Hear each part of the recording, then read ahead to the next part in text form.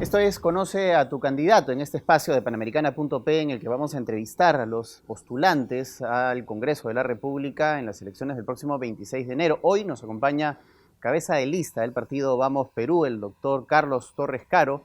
Él postula con el número 1. Doctor Torres Caro, bienvenido. Gracias. Encantado de estar en tu programa, Paco. Doctor Torres Caro, yo quiero empezar preguntándole qué lo hace convertirse en un reincidente de la política peruana y postular nuevamente al Congreso de la República. Gracias por tu pregunta.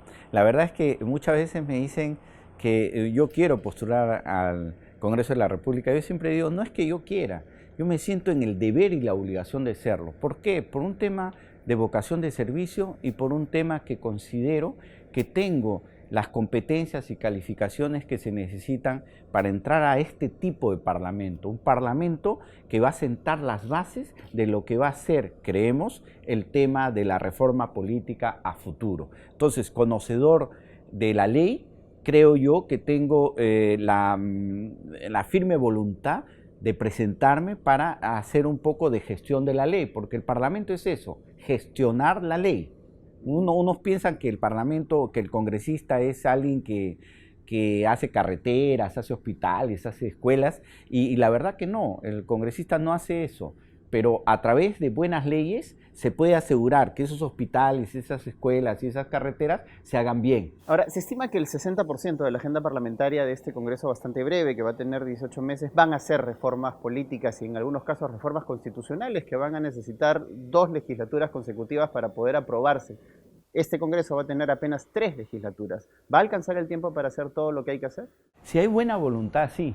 Yo creo que más allá de entramparnos en las discusiones propiamente de carácter diferencial que nos hace creernos que somos adversarios los políticos, debemos sentarnos y plantear una agenda común. Creo que el país ya está harto, está cansado, está hastiado de ver cómo unos y otros están en un conflicto permanente que no acaba. De manera que creo yo que si podemos bajar los decibeles de la confrontación y sentarnos y decir, oiga, hagamos una agenda, el país lo requiere.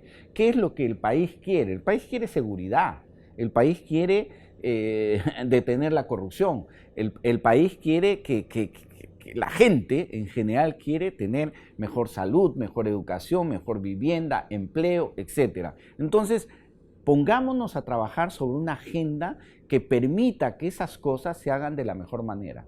En esa línea, ¿cuáles son las prioridades de Vamos Perú de llegar al Congreso de la República? Hay 2 prioridades que nos hemos puesto como grupo y yo tengo una prioridad personal también, que quisiera que en su momento convencer a mi grupo y luego convencer a los demás. Empezaré por las 2 que son las del grupo, que es básicamente el tema anticorrupción, es decir, fortalecer la lucha anticorrupción con leyes muy concretas y específicas.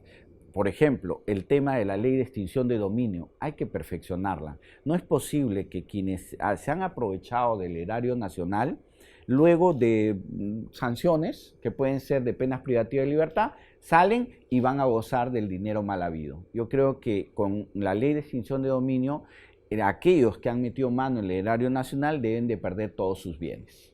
O sea, eso hay que decirlo muy claro, como ocurre en otras sociedades civilizadas, ¿no? Aquel que mete mano en el Estado, bueno, el Estado toma todos los bienes que están registrados, no solo a sus nombres, sino de terceros, ¿no? Porque el tema de testaferro es una cosa muy común en el mundo. Segundo, el tema de la seguridad ciudadana. O sea, yo creo que hay que incentivar normas que protejan al ciudadano. Mira, Paco, hay algo que es muy claro y esto lo entendemos los que estamos en el mundo jurídico y yo lo voy a traducir para que me lo entienda cualquier persona.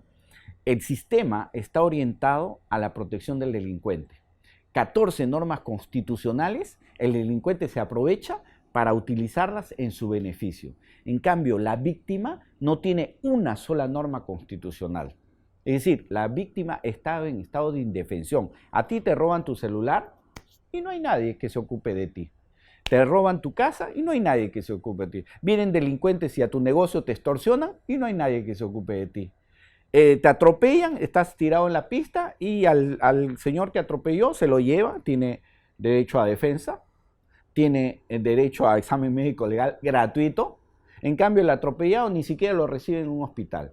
Entonces, ¿qué es lo que hay que hacer? Corregir esa disfuncionalidad del sistema y hacer una ley de protección de las víctimas. Es decir, la víctima, si a ti te roban el celular, tu casa o lo que fuera, tú tienes que tener asistencia legal gratuita. ¿Sabes por qué?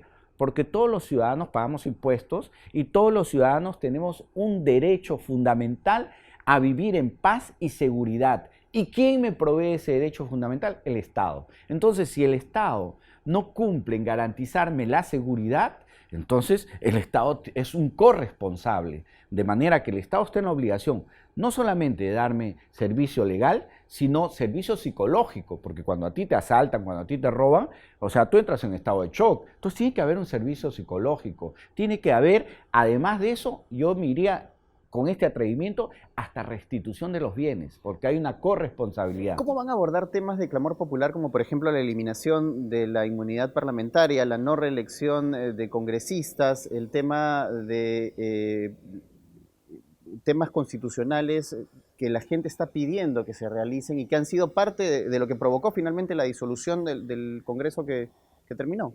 Yo creo que esa es la agenda común que tenemos que hacer con todos los movimientos. Por ejemplo, yo he visto que todos estamos de acuerdo en que la inmunidad no debe ser impunidad. Es decir, nunca más lo que hemos visto en el periodo pasado, que el instrumento tan necesario y fundamental para un parlamento para un parlamentario como es la inmunidad en sus actos de función, se convirtieron en impunidad en actos que no tenían nada que ver con la función.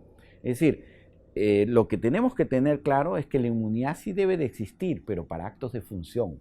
Pero no así la inmunidad convertida en impunidad para actos que no tienen nada que ver con la función, como por ejemplo el caso que todos citamos, el caso Donaire, ¿no? Que no tiene nada que ver el resto de gasolina con su función congresal. Entonces, yo creo que ese hecho de haber de alguna manera el Parlamento anterior abocado a malentender la institución de la inmunidad ha hecho que se tenga un rechazo absoluto a ello. Con respecto a la no reelección de parlamentarios, bueno, ya está establecido por referéndum, así que lo único que hay que hacer es acatarla, excepto si planteamos el tema de la bicameralidad. Si se plantea el tema de la bicameralidad, que yo sí estoy de acuerdo con un sistema bicameral porque los congresos pequeños sirven para ser manipulados, entonces en cambio los congresos grandes es más difícil la manipulación y además es más difícil controlar dos cámaras. Entonces creo yo que en un sistema de contrapeso de poderes sí es importante una bicameralidad. Muchas gracias, doctor Torres Caro. Ha sido Carlos Torres Caro, postulante por el partido Vamos Perú con el número 1.